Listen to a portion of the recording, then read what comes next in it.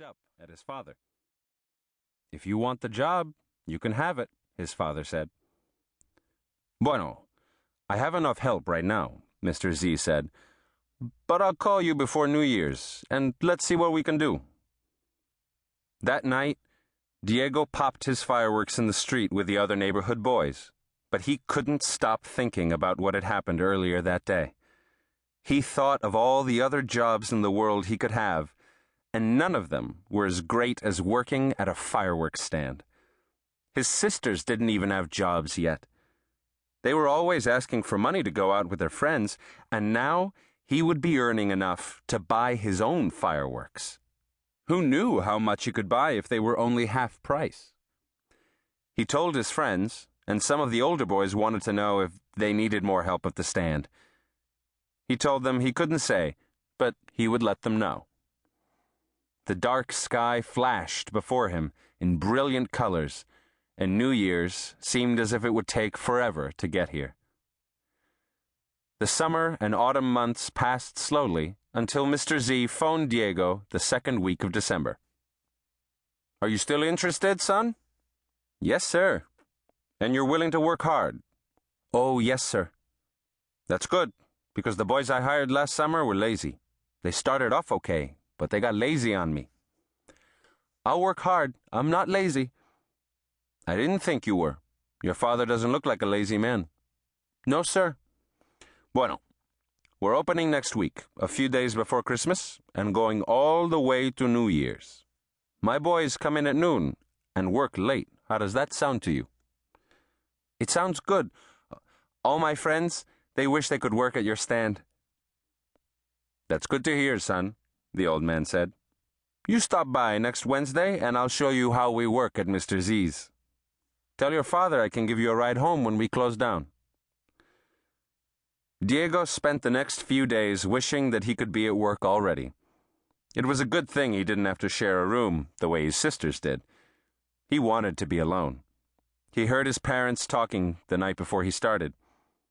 His mother thought he was too young to be working until the stand closed, but his father said Diego had already promised the man he would work.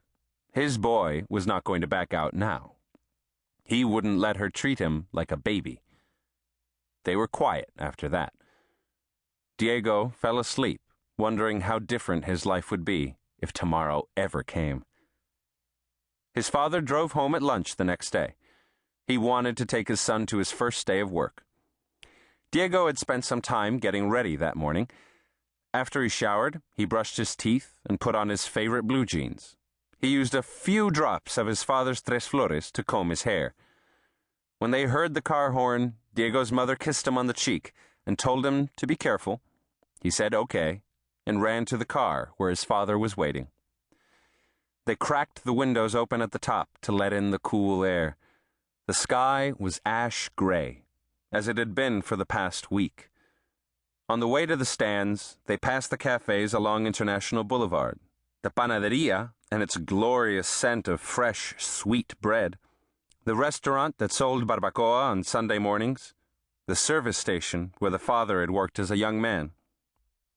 "You need to pay attention to Mr. Samarripa," his father said. "Don't be playing around with the other boys. I want you to be serious. ¿Me entiendes?" "Yes, sir."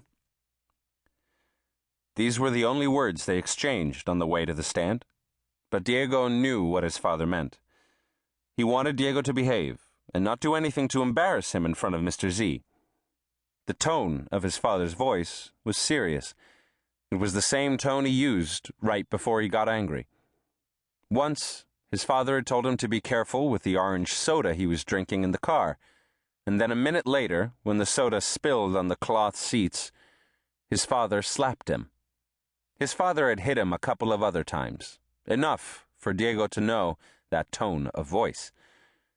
When they arrived at the stand, his father stayed in the car and waved to Mr. Z. "Pay attention," he said. Another boy was inside the stand with Mr. Z. His name was Ricky, and he'd also been hired to work.